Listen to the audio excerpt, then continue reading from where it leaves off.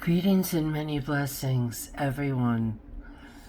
I'm sure you're all very well aware of the back of this infamous van. And if you've been following the case, you'll know that there are more stickers on it after Gabby became missing. This is the van after impoundment. And then here we are at the van during the police stop. And he's a little standing in the way, but you can see that there's not the... See the little upside down triangle that says Desert Cosmic on it. It's interesting, we can, I don't know, to me that's maniacal to, I think everyone pretty much is of the opinion that this is the person responsible for Gabby's death. So why would he be driving around adding stickers to a van after doing something so horrific?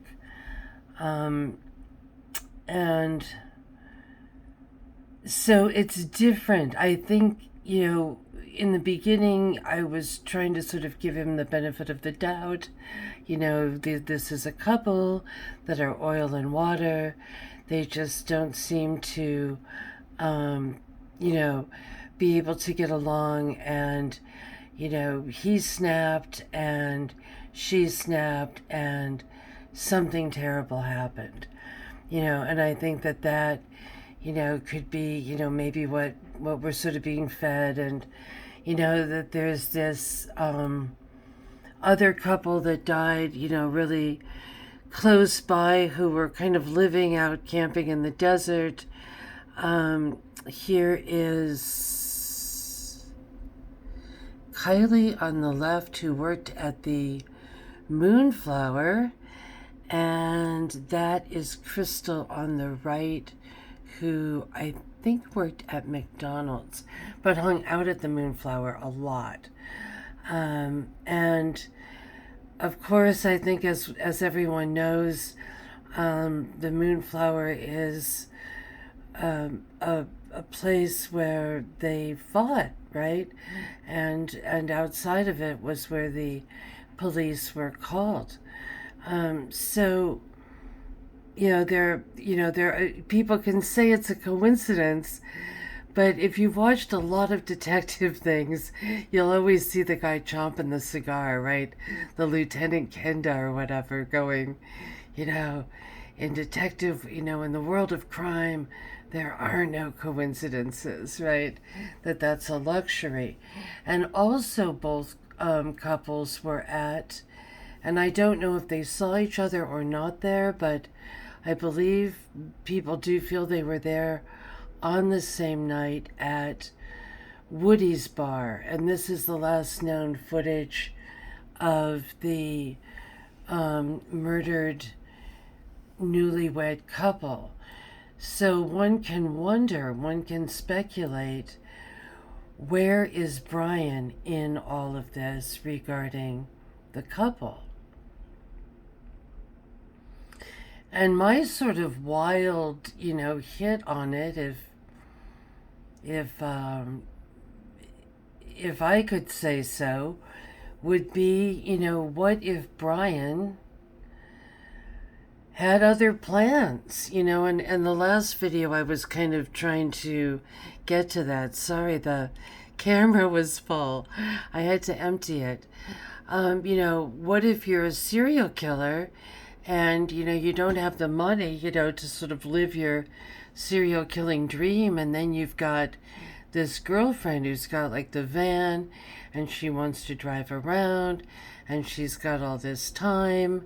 And once again, I just don't have the stomach for it. I just can't listen to this guy anymore. I listened to this thing a little bit, and it's stomach churning, but there's a part in here where he says that, basically his tactic for when she's out of control, according to him, is that he will take the van and drive away for a while and wait for her to cool off.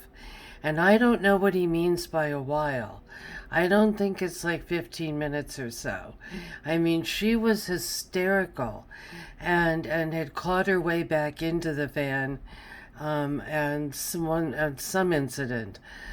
So he had basically left her for hours and hours and hours, God knows where. Campsites, picnic areas, who knows where. Maybe just randomly in towns, at burger joints. We don't know the full extent. We don't have a timeline for Brian, is what I'm saying. And even if they were at a different camp, this is some of his little art. I don't know if he's the artist or if this is part of his, what he collects online. But what is Brian's timeline? And they could be staying, 3 campgrounds down from the other people. And I keep reading people say, no, there's no way they could have anything to do with it. I don't know. This guy's, kind of wild and free with the van. You can go pretty far in those parts. There's all kinds of little crossroads out there. I taught out on the desert a long time ago, and you could get from A to B. Where did they get money? Was it all just coming from poor Gabby's mom? Or, was he living the serial killer life out there? And, he can just, if he gets real mad or upset, or if he's in the mood for it and, just picks a fight. Sometimes people can do that. They can, these kind of psychopaths, or as True Crime Rocket Science, that's an interesting channel. He felt that this guy was neurotic and that neuroticism could drive a person down a negative path, that he might just be like always around this negative energy. Like what book was he reading on the trip? He was reading something called Armageddon, and they found the Zodiac killer. That's kind of lurid, right? I mean, you're out in the desert with like nothing, and really, I mean, this is like the best you can do. What about Hadrian or Native American tales, or I don't know, poetry, anything, right? That's just kind of asking for trouble, just kind of surrounding oneself out in the desert with this imagery. So yeah. So that's kind of what I have to say. And I think before I was saying that's why I didn't think he wanted her to do detailed vlogs. It was more than jealousy. It was that he had a different plan of what he wanted going on there, and he didn't want to be discovered. And that he was able to just take that van, and we have missing time. So, people who tell me, that didn't happen, you're making wild speculations. I don't think until we have it nailed down. What was Brian? We know there was lots of abandonment of Abby at various places. And it was probably from all over the map, probably from really uncomfortable things like just being left at the campsite, sitting in the tent all day long. I don't know if sometimes maybe if she was dropped off at a motel, but I think it needs to be considered, and hold your loved ones tight, and be safe out there. All of my dear blessed ones, thank you.